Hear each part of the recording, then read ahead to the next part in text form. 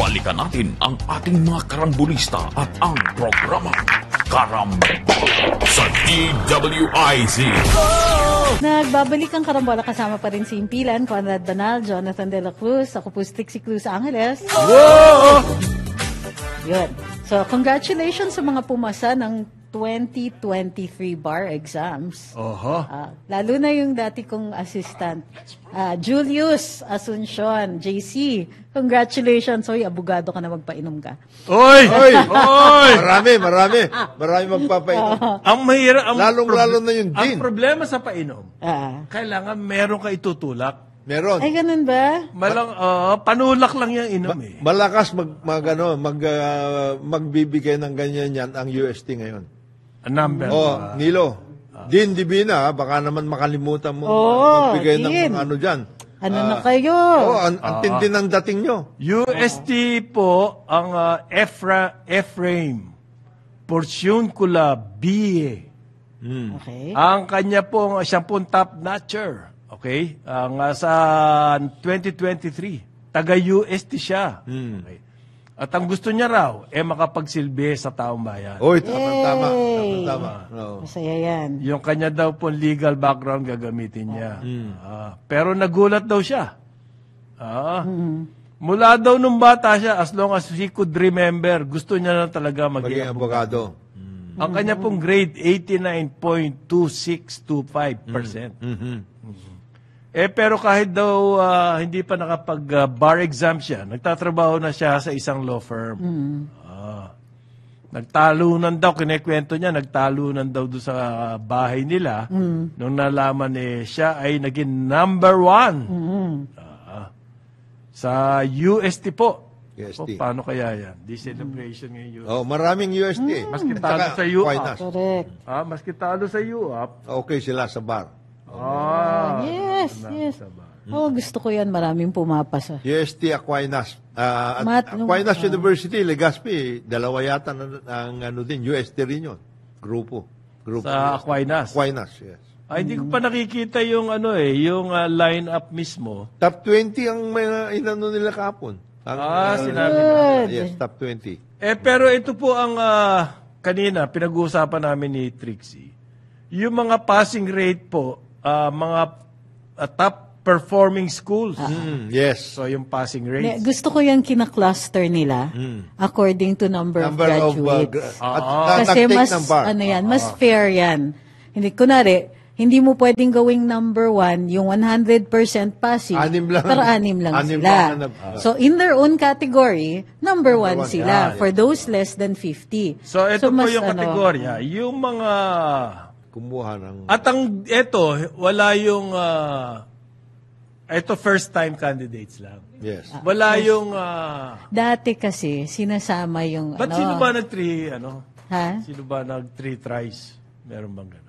Meron mga ganon. Pag tumawa ka ng ganyan, para may ibig sabihin They're guessing na 3 or 4 times siya. Pero umaamin lang siya sa dalawa. Dalawang take. 2 times lang. Maski na ba nag-3 Pero alam mo, sa akin, basta, ang importante, hindi sa akin, importante, pumasa ka. Kasi na-fulfill mo yung requirements para maging abogado. Pero, the rest is your performance. Yung pong top school sa more than 100 candidates, ang Ateneo de Manila, 94% po. Ang pumasa. passing. Out of 169 candidates, 94% ang... 10 ang bagsak. Ang pangalawa dyan, sa MEDA, out of 141, 130 pumasa. 92%. University of San Carlos. Pare. Cebu. The best, 187. 170 ang pumasa. 90%. Diba? Pero pinakamarami pong kumuha ng bar exams ang UP. Always, every year. 256 candidates. Ang Dami. Nung kami, 120 kami. Mataas ang passing namin. Kaya nung oath-taking, More than siguro a quarter of the PICC puro UP. UP. So pag tawag ng UP, yung sigaw matagal, ang iyabang namin. Anong percentage? 89% Oh, passing. passing. So 229 pumasa. Susunod doon ang UST with 122 exam candidates. 104 ang pumasa for 85. Okay. Ito po, yung ito lahat ito, except University of San Carlos, dito sa Manila. Ibig sabihin, talaga namang tanggapin natin, maraming ng abugasya dito sa Metro Manila. Marami dyan galing probinsya. Pero po, sa labas ng Metro Manila, ay kagulat-gulat yung less than from 50 to 100 candidates. Yung kategoryang yan. Ang nagtap, University of Cebu. Okay? Yes. Out of 60 takers, 46 pumasa, 76% passing. Xavier University. Yan po yung Ateneo de Cagayan. Sa Cagayan de Oro. So, 71% passing. FEU, saan nanggaling si Atty. Gadon. 58% passing. University of San Jose. Recoletos. Okay, 48%. At saka Dr. V. Orestes Romualdez Educational Foundation. Saan yan? Sa Leyte? Tacloban yun. Tacloban. Biro mo yan mga yan, never heard. Pero nakakapagpapasa ng mga 45%. Uy, Ibig sabihin, maganda yun, nag-i-improve na rin. Ang teaching of law. Oo. Teaching of law, tsaka Hindi na, siyempre, technology, meron, pwede ka na. Available na yung Available mga... lahat. Hindi kasi yung Dati iba, it depended doon ganong kayaman yung school. Kasi libro eh. Yung reviewer, yung number of SCRA sa Supreme Court report sa annotated na sets will determine your passing rate. Tama. Kasi nag-aagawan yung mga estudyante sa libro. Availability of materials din. Mahalang Xerox. Tama. Yung mayayaman na law schools, pasok na yan. Yung mga may mga sanay. kasama mga prat-prat yan. Tapos may mga alumni pa na mayayaman. Ito maganda to. Yung mga state colleges, pumapasok na ngayon. Yan. Di sayang pera ng bayan. Yung less than 10 candidates po. Ang mga nagsipasahan dyan 100%. State colleges. Western Leyte College of Ormoc City. Okay. Tapos ito private school, St. Thomas More School of Law and Business. St. Mary's College Tagum. Okay? Ateneo de Naga University. Bicol University, St. Louis College, Father Saturnino Urios University. Urios. Uy! Yan yung magaling ang Urios. Ito yung between 10, ito ang gusto kong emphasize, and 50 candidates, ang nagpasukan pong top university dyan, puro state university. Yes. Number 1, University of Makati. Yes. UMac. Sa 33 na nag-exam, Hindi na kayo 31 pumasa. Hindi na kayo pwedeng UMac ngayon, ha? You are in Taguig. UTAG na sila. UTAG.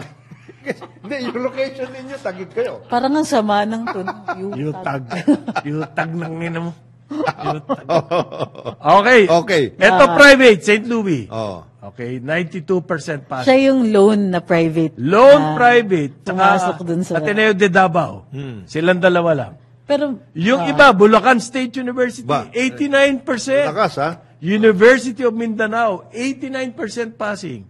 Polytechnic University of the Philippines, 86%. Okay. Out of this 6... Pero matagal na ang PUP nagpo-perform talaga yan, ha? Out of this 6 po, 4 ay state-owned colleges and universities. Hindi sayang ang pera ng bayan. Meron ata tayong pinaglalagyan dito. Ngayon, yung mga nagsasabi, sobrang ng dami na abogado sa Pilipinas, that's not true. That's not true at all. Daming requirement. Go back to the caves. For you to say. Maaari po sa Manila, marami abogado, pareho doon sa mga... There's so many here in Metro Manila. Doon po sa probinsya. Alam nyo, pag nagtayo ka ng business, kailangan mo abogado. Pag nag-enter ka ng contract, also, kailangan mo abogado. Alam mo bang ang daming mga bakanteng mga prosecution, yan, mga judges, prosecutors. sa probinsya. In-house Yan na. O yung mga counsels justice sa mga sa mga government agencies. Ang baba rin kasi ng bigay. So siguro ngayon, dahil marami nang available, baka tumataas na yung rates din for government. Pero it's not true. Kulang na kulang. Nakikita In fact, ko rito. sa probinsya, inaalaw ng Supreme Court na yung notaryo, kung walang abogado doon, pwede 2 years lang of law school. So huwag niyo sasabihin sobrang daming abogado. Maraming gustong mag-abogado. But there's not enough. Not enough for the country. Saka yung mga 100,000 to 100, nakakonsentrate, Yung Even- maganda dito tapos- yung mataas na passing rate ng mga state universities and colleges. Mga po, makaka-attract yan na mga mag enroll sa pagka-abogasya. Ang pagka-abogasya, hindi ho lahat yung criminal law. No. Huwag nyo isipin yun. Mas importante po dyan, yung business law. Okay? Ikaw kahit ba papatakbo ka lang ng rice mill meron ka pati abogado Kailangan nila. Lahat- You'll lahat still ng mga need ganun. it. Di ba? Activity Cradle ko to grave yan. Marami From the po time kasi you were born, patakaran ng state na kailangan nyo magkonsulta ng mga legal expert. Magko-convert ka lang ng lupa from rice field to real estate. Hindi na pala. Kailangan mo 1,000 abogado kailangan mo doon. Papatungan mo lang pala. 1,000 abogado kayo. Alam mo, kahit din maraming abogado dito sa Metro Manila, kulang pa Kulang pa rin. Kasi ang daming openings sa DOJ. Daming openings in Lahat nasa government private agencies. Lahat ng government agencies. Tapos, hindi lahat yun nagpo-practice. Marami pumapasa ng bar, pero they go into the family business. Hindi primarily nagpo-practice. Pagkatapos rin, sa PNP, Armed Forces, Yan, kailangan nila yan. Correct. Kailangan nila, kasi ang dami mga napapahamak dyan kung minsan sa... At kailangan din ng TVJ, panalo Kailangan din ng abogado sa Congress. TVJ, panalo. Panalo ang TVJ dun sa Itbulaga. versus tape sa kanilang copyright claim. Ano ba yun? Ano ba yung... On the name. Name. Ano The nagbigay name, ng ruling? of the show. Supreme Court. Supreme Court? Supreme Yes. Court ba? Yes. Tertiary kasi. Sila na. I see. In other words, sila may-ari nung Itbulaga. Hindi raw napatunayan ng tape. Paano, how they came up with the How they came to acquire the copyright. Yes. Itbulaga. Hindi sila may kahawak ng Sila yung copyright. company na nagpapatakbo ng show, but that doesn't necessarily mean that they own the name. Yes. So you had to prove. Pero Sila yung na-register nag-file nila ng... yung copyright. na-register nila yung trade name, Trade not name. the copyright. Ay, So, inassume that they own the copyright because Because- they own the show. Yun. So, the name is a different kasi, entity. halimbawa, sa Hollywood, ako yung nag-drawing ng design ni Mickey Mouse. But yung design ko, como empleyado ako ng Disney, pag-aari ng Disney. No. No. Hindi? No. Sa copyright law yan. natin, which is similar to To copyright US. laws everywhere, even if you're an employee, unless clearly transferred yung copyright, you own the copyright. And there's a process. Yes. You have to do the process. Kaya- Hindi automatic yun. Ng kumpanya may-ari. Kaya sila, yun sinasabi ni Trixie yung trade name nga. Trade There's a name. big Iba yung difference trade between name. the trade name Name at and- saka yung copyright. It registers separately. Iba yung Kasi merong procedures, event na nangyari early this year. May somebody tried to register the Itbulaga Separately. separately. Yes. Pero hawak na kasi ng tape yung registration. Ayan. Okay. Well, it's part of showbiz. Yes, ganyan talaga Sa akin, yan. showbiz. It's also talaga part of law. At saka, You leave it up to the courts. The courts decide it. alam niyo po, yung personality nung Tito Vic and Joey, yun yung nagdadala sa show. So, kahit na anong ipangalan nyo sa show na yan, Sila pa rin yun. Nagkaano lang talaga sila. actually, yung pangalan, it doesn't Nagkaintindihan matter na. anymore, pero meron ho kasing konting, ano siya, meron silang kiskisan, banggaan. But I'm sure, ang TVJ will be happy about this development. So, okay lang. Kaya naman, there's room for more noontime shows. Okay. Sure. Hoy, tumaas ang Dali. 14.48 ng ating debt. Oo nga, well, kakabit po yan nung ng pandemic. Pandemic, yes. Yung 14.5 billion. Billion. Ang lakas ng ano natin. Pero kapag percentage of GDP po, Maano pa rin yan? more or less it's the same. And Maano it's pa rin? still manageable. Although hina-highlight lang ng media yung pagtaas ng debt. Kasi nga, medyo nag-slow down din ho ang ating revenues. Okay? Kaya ang house po ngayon, i-relate ko na to doon. Ano? Pwede ba yun? Tumaas ang ating debt.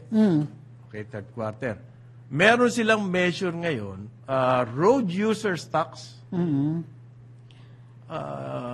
Hindi. Teka. Office ng IPO ang naglabas, hindi Supreme Court. Yun na nga sinasabi ko. Intellectual IPO Property lang. Office. So, hindi pa batas pwede pa pa yan, pinag-uusapan. Actually, pwede pang iakyat on certiorari. Oo. IPO lang, Office of, tawag nito? Patent ba yan? Anong tawag niyan? IPO. Intellectual property. Intellectual Property. Oo. Hindi pa Supreme Court eh. So that's administrative, actually, in decision nila, which can be questioned before a court. Not necessarily pa sa Supreme Court. Pwede ka pang mag-observe ng hierarchy of courts dyan. So, immediately, pwede na bang gamitin ng Tito Vic and Joey yung Eat Bulaga sa kanilang Pag may finality. Dapat may finality. So, pagka may finality, mag-acquire ng finality yan, pag in 15 days, hindi yan inapila, or in 60 days, hindi siya na certiorari. So, they can use it now. Kasi administrative lang yan eh. Yung iba, immediately pagka-admin. So, it will depend on the rules of IPO. Para to be safe, usually, they wait a few days, like 15 days, para titingnan kung na-filean sila ng certiorari or ng appeal on certiorari. Tataas. Hindi.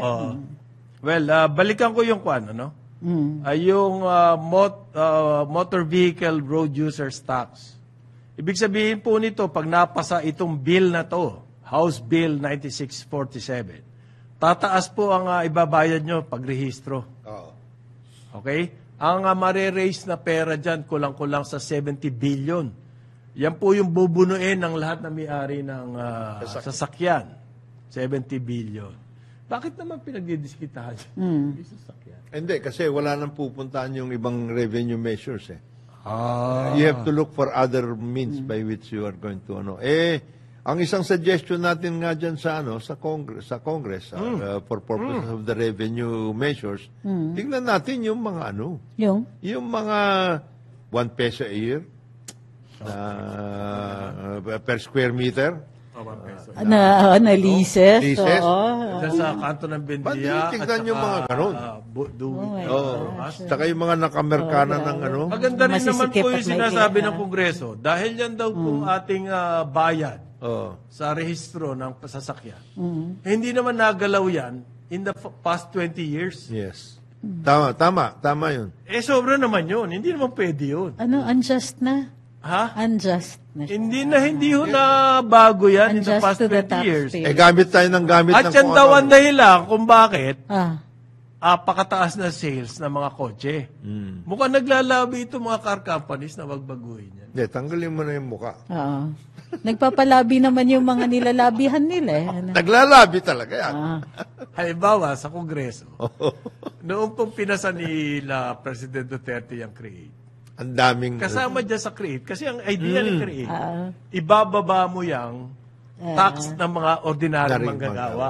Yung hanggat maaari, taxable personal income tax. Itataas mo yung cut-off ng taxable income. Therefore, maraming tao na non-taxable may income. Tax exempt. Magiging tax exempt. Yung mga iba, mababawasan ng kanilang income tax.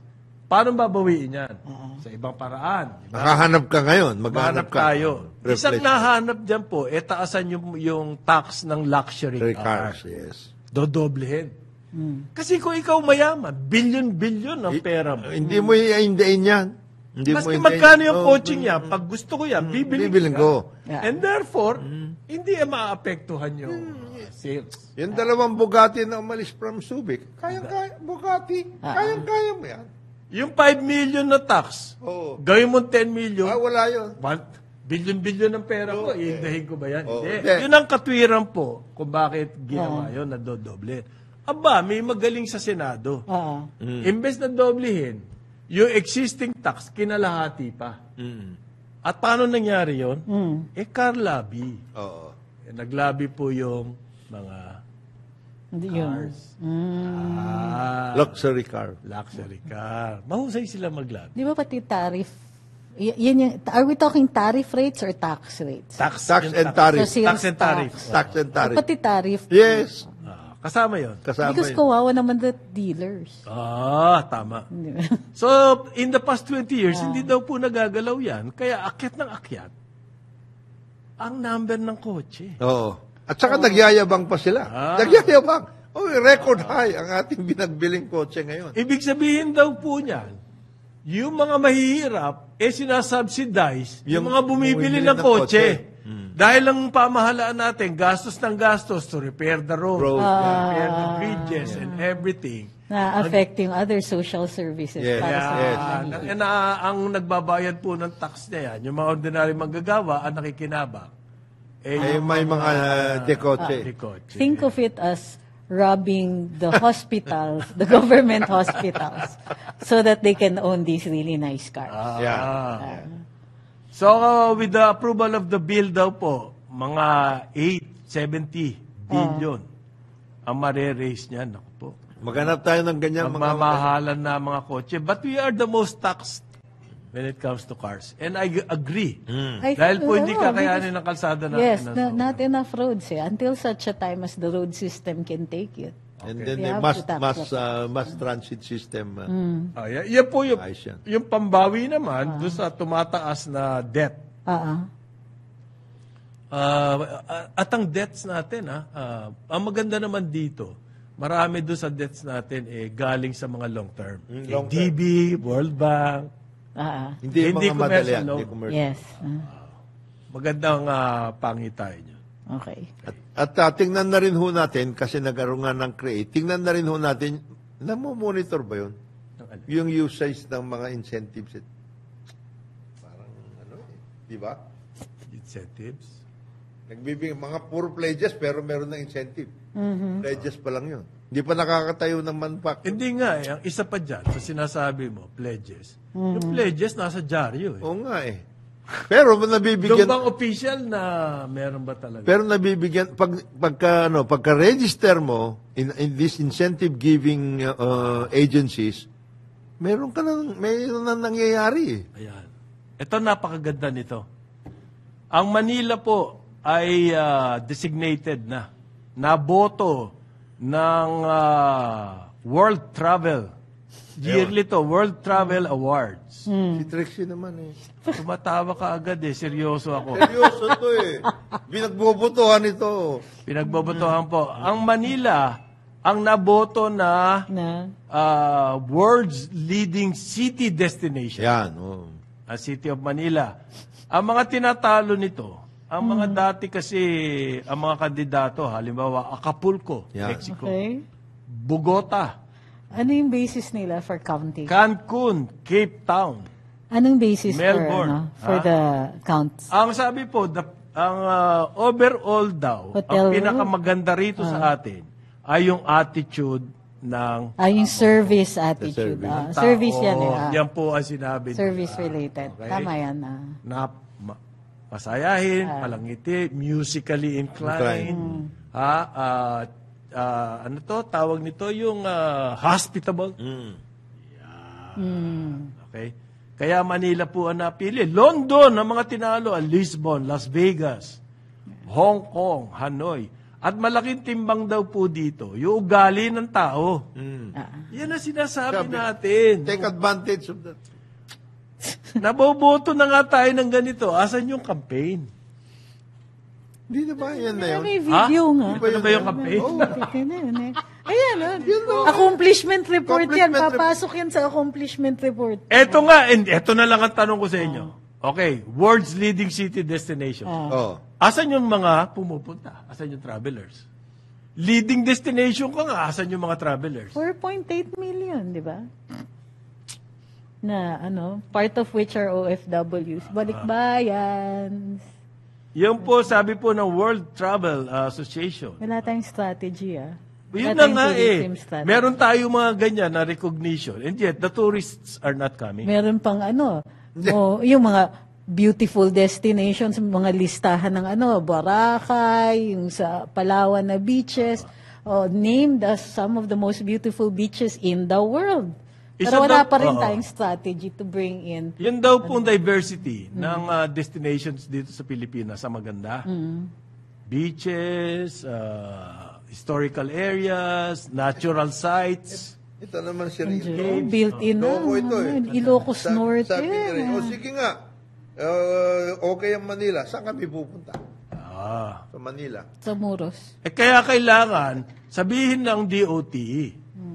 Ano mga pwede niyong gawin dyan? Magkaroon tayo ng... Lagyan niyo uli ng motor ko yung luneta. Hospitable nga kami. Parang ganun eh. Hospitable nga kami. So, as sinabi po ng World Travel Association, ang main asset ay ang people.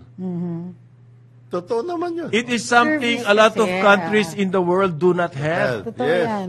Pumunta ka nga ng Hong Kong, puro suplado, mga ano dyan. Lalo na sa London, France, Ay, nako, Paris, ang sungit. It is the people of the Philippines that make your tourism assets the most amazing. Yun.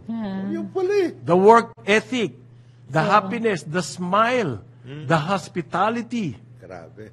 Alam mo, They are a global phenomenon, sabi. We're the entertainers of the world. Napakaganda po ng sinasabi tungkol sa atin. Asan yung campaign? Kailangan dumating yung mga turista na yan. Pinag-aaralan pa yung strategies ng ibang bansa.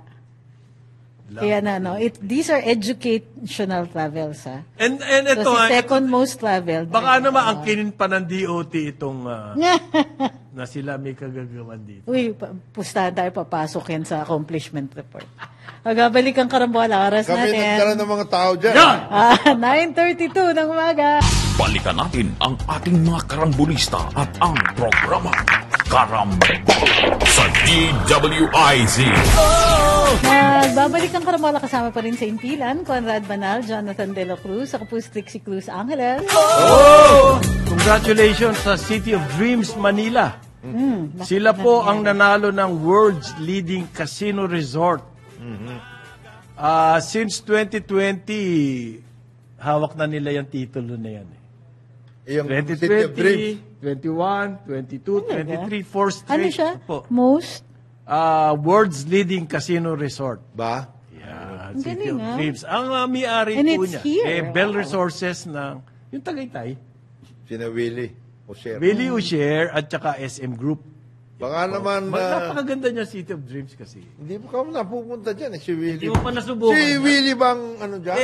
Nagkataon po kaklasiko yung mamang yan. Willie Osher? Oo Nagkataon lang. Nagkataon Okay, yan. Nakaklasiko siya, nananalo.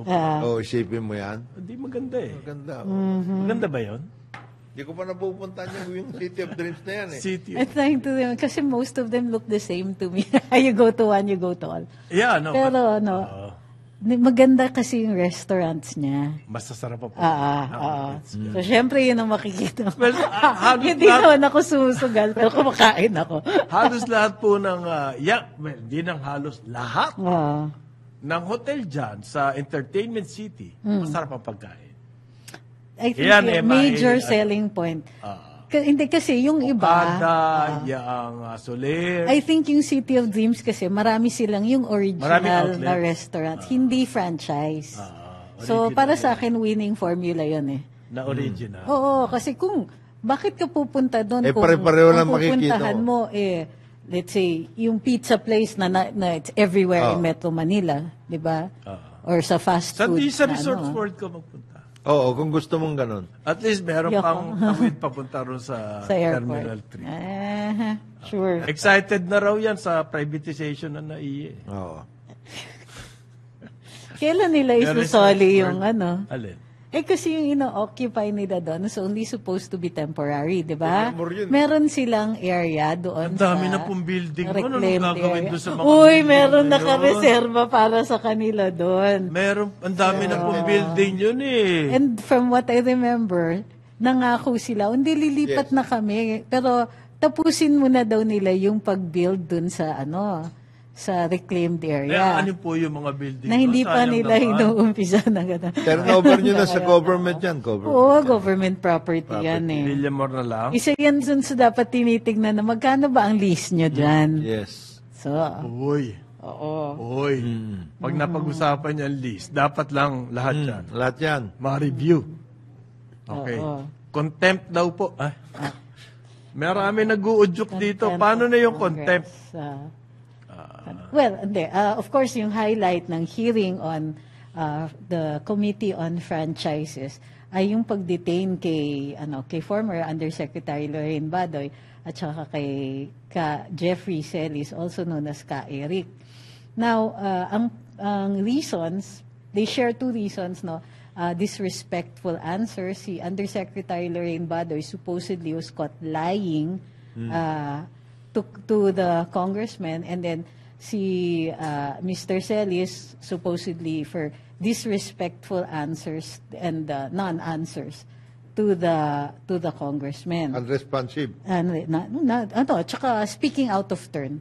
Diba? Kasi ang resource persons, wala naman kayong personality to make motions or anything like that before a committee hearing. It's the congressmen who speak. And you speak only to the chairman. Yes. So, parang judge yan eh. Sa court, you address everything to the judge kahit ang puntirya mo ay yung counsel mo or opposing counsel. Okay. So, ang ang tinitingnan natin is, first of all, kung tama yung decisions ng Kongreso in managing the hearing. Now, Okay. Para sa akin, Bakit ba nagka-hearing in the first place? because nire-review nila yung franchise ng SMNI due to several complaints daw. Okay. Kapag nire-review mo yung franchise, bakit nakasentro sa isang tao? Yun nga eh. Hindi ko maintindihan yan. To be fair, Ang hindi franchise hindi po lang sa dapat tao. yung buong istasyon. Correct. Ang nakataya dyan. Oo. Okay. Nire-review nyo yung franchise dahil sa sinabi ng isang tao. Oo, Yung yan. tao na Sa yun totoo po, lang. eh, One incident. si Celis. actually, oo. Okay. This is just the start. Pero- This is just the start. Just the Hindi. start. Okay. Because To they're be looking fair- at other, To be fair, Yeah. yesterday, it wasn't just them. Yeah. Kasi na-detain na nga yung dalawa. But yung first part of the hearing was devoted to yung mga content na binobroadcast ng SMNI, which became the subject of several complaints. Okay.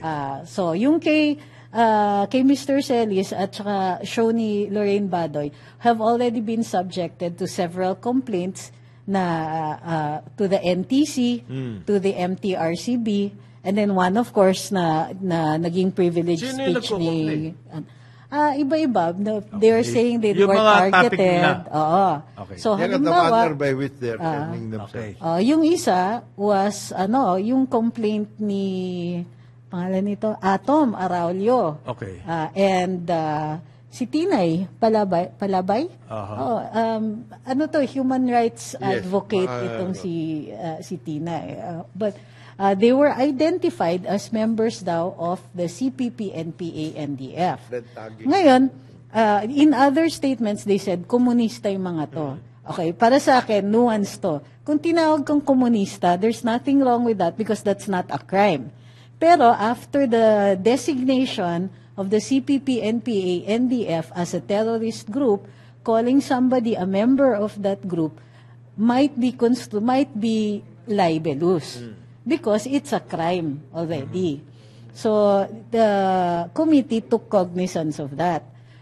Pero beyond that, beyond yung detention ni Yusek Lorraine at saka ni Mr. Celis, the committee also delved into the possible transfers of shares or control ng SMNI, the channel, to people other than the corporation sole. So, ang corporation sole, kasi pag religious institution ang may-ari, it's a corporation sole because it's the person who heads it that is considered the entire corporation. So, dito sa Catholics, it's the bishop. In each Okay. diocese, siya yung corporation sole. So here in ano ba yung pangalan ng simbahan nila? In the church kung saan nag-head si Pastor Quiboloy, siya yung corporation sole. Ngayon, apparently there was a transfer because senior na si Pastor, hindi na niya kayang i-manage yung channel. Transfer of some control was made to another person. So sabi ni, if I'm not mistaken, si Congresswoman Migs Nograles ang nag-point out nito, which was seconded and furthered by Congresswoman Stella Kimbo. So, during the course of the hearing, nag-explain naman ang lawyers ng SMNI that they interpret, for instance, the transfer of control as not exactly a transfer because Pastor Quiboloy is still the head, but something like the management is what is being transferred and not necessarily the shares or actual control. So this might be something na pwedeng i-review ng hukuman. Kingdom of God daw yung pangalan. Kingdom of God. Ngayon, ang tingin ko, the main issue dun sa mga nanonood ay the manner in which the congressmen were handling it. Kasi yes or no lang daw ang pwede isagot. Yes, bawal mag-explain, bawal mag-ano. Pero meron akong medyo napatayo ako nung narinig ko yun. Ang main pong cause kung bakit na cite in contempt, yan si Celis. Ayaw niya raw sabihin sino yung source sa Senate. And I have serious objections to that. Okay, yun po ang akin. Ang sinasabi niya ay under the law, the Soto law, ang sabi niya po, he cannot be compelled to reveal his source. Aba, sumingit yung gas tambunting. Paranaque ito. Yan daw pong Soto law, pwede lang i-invoke yan ng accredited journalist. There's no such thing as an accredited journalist. Ayan po ang objection ko dyan. Yes. Pag ikaw nagtatrabaho o nagsisilbi sa isang media outfit, hindi mo kailangan ng accreditation dyan. Okay? Newsman ka na agad. Pagdating dyan. And the reason for that is the constitutional guarantee of freedom of speech. Ibig sabihin, anybody can write, anybody can speak, anybody should be able to, to speak, to broadcast. So, contempt po siya for not revealing his source. Hindi raw siya journalist. Meron bang process ng accreditation ng journalist? Wala. At sinasabi nila yung KBP, but the KBP is self-regulating. It's a self-regulatory body. In other words, it's not a requirement for you to be a journalist, a broadcast journalist, to be a member of the KBP. In fact, una na ngang umalis sa KBP ang GMA. Yung bang naging rason lang ni chairman ni Gat? Ayaw i-reveal your source. Yun daw contemptuous daw yun. Na ayaw nyo i-reveal yung ayaw mag-reveal pang accredited journalist. Ang second concern ko is dininay nila si Mr. Celis ng right to counsel. Tinignan ko yung rules mismo ng Congress, the 19th Congress in Section 13 of the Rules in Inquiries in Aid of Legislation state that if a witness requests for a lawyer, he should be given one or given the time to secure counsel. Pinilit siyang mag-reveal ng source niya, humihingi siya ng abogado para mag-guide siya sa sagot niya. So, napilitan siyang sumagot and then apologized, and then the next time, itong next hearing, he wanted to strike that from the record. Kasi it was uncounseled testimony in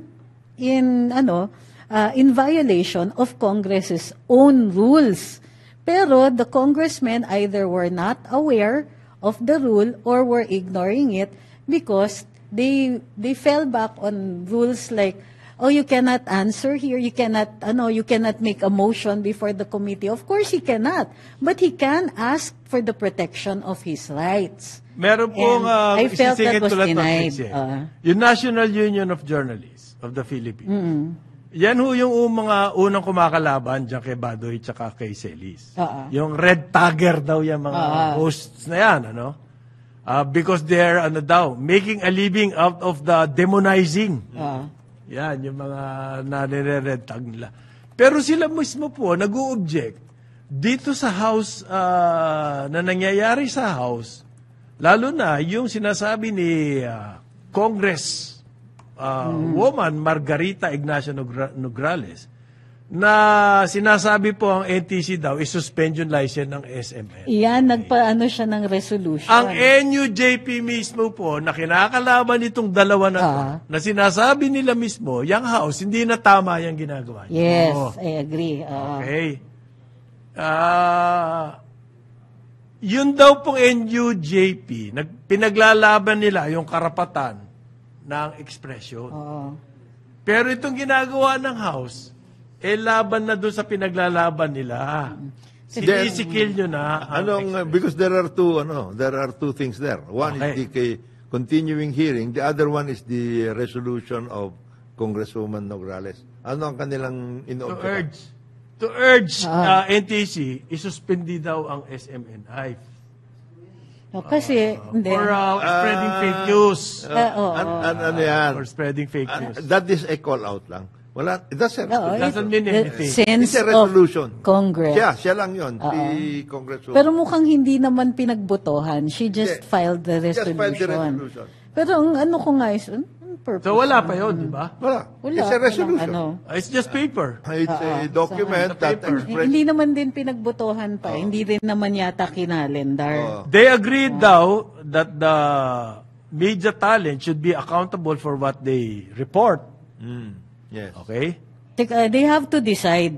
Journalist ba siya? Hindi. But this is best done through self-regulation. Oo. Hindi po upon imposition of anybody in Congress. Hindi punto rin naman yung NUJP. Hindi. Ang ano ko rin na nakikita ko in Congress is that they cannot decide if these anchors are journalists or not. For purposes of the SOTO law, hindi daw sila journalists. Pero for purposes of adhering to media ethics, journalists sila, or at least broadcast journalists. So para sa akin, make sense naman, be consistent. I understand na galit sila because... Media talent. Sila yung natamaan. Di ba, ang media talent, iba ang kategory niyan. Considered nga, non-employee, even if they're all earmarks of an employee. Ibig sabihin, best dress ka kamukha ni Atty. Tic. Yan. Nakamaong po ngayon. Yan. Bulaklakin na sneakers. Thank you. At saka puti na long sleeve. Kasi bibili ako ng ham ngayon. Preppy po. Talent yan. Best dress. So in the meantime, may You have to be consistent pag gano'n. Lalo na pagpapunta ka later on, pagpapunta ka sa third game. Yeah. Dito sa Smart Araneta. Mamaya. Do or die yan. Do or die game. Ay, nako. Pero mag-iingat sa pagbibili-bili mo ng hamon. Baka madisgrasya. Magdala ka ng poster ni... You have to make sure. Ito ang presyo ng hamon. Ayon kay Alex. Ngayon, nagsalita po si General Romeo Browner Jr. About? Yun daw pong sinabi ni Vice President Sara Duterte, yung kanyang opposition sa peace talks with the communists. It's a popular view among the military. Oh, he said that? He said that. Soldiers would agree. It is actually a very popular view. I cannot blame the Vice President for saying this. In fact, this opinion is shared by so many.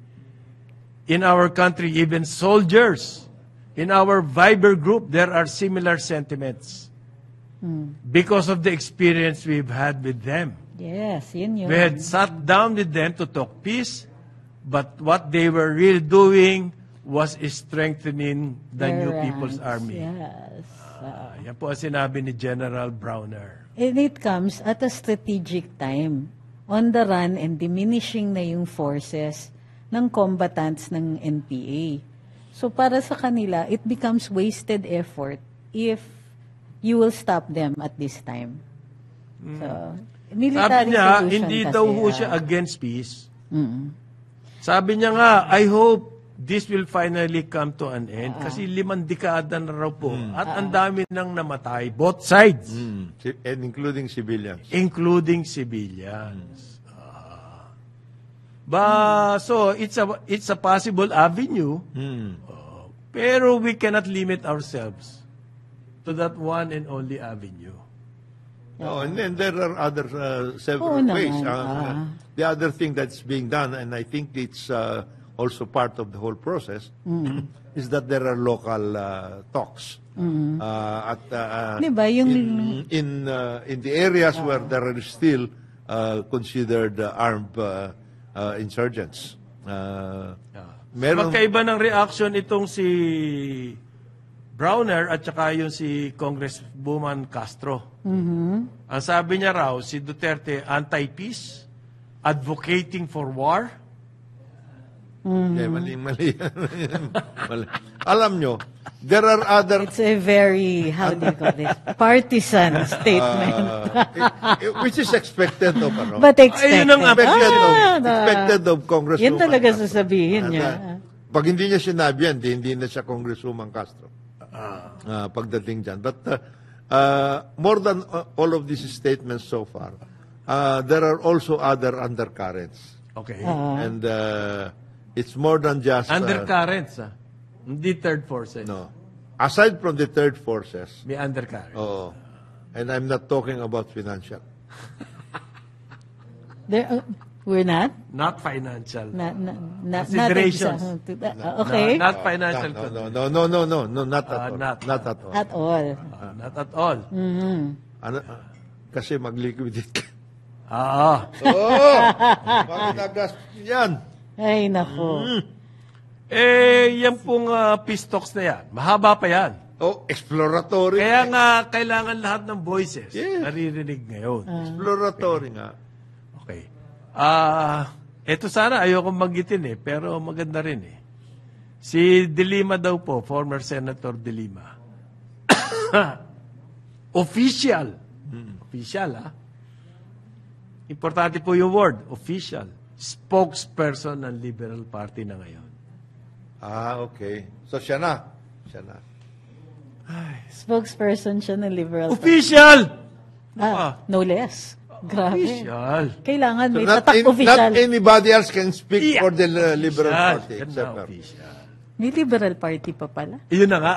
Yun na nga sana Oy, wag sasabihin naman ko. ganyan. You're speaking for what party? Ilan ang members nila? Oy, wag naman. Dalawa? Si Lagman, presidente na.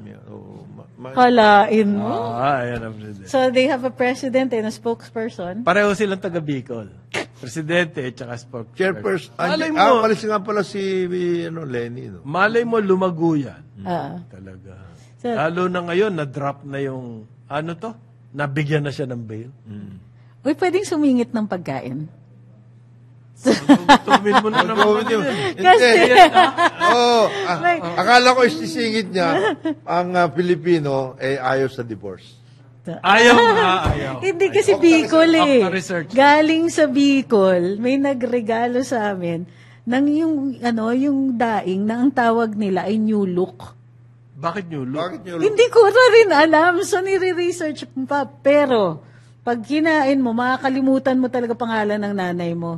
Ang sarap. Ang Nasaan yun? Teka, kaya nga kailangan manawagan. Kasi, parang napatikim lang ako. Sabi ko, nakakabaliw. Ang sarap.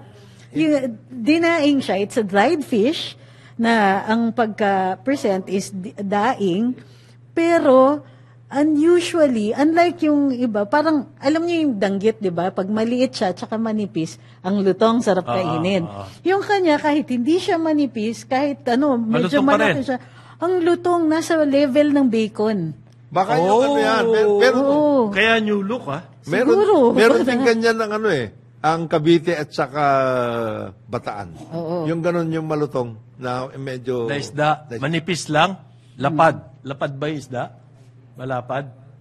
hindi masyado. Para siyang yung regular na daing. Yung danggit malaki ng kasi konti. dinadaing yun eh. Oo, Maliliit pero na isda. yung tapos danggit, dinadaing. Maliliit it's lang yun, only about maliliit.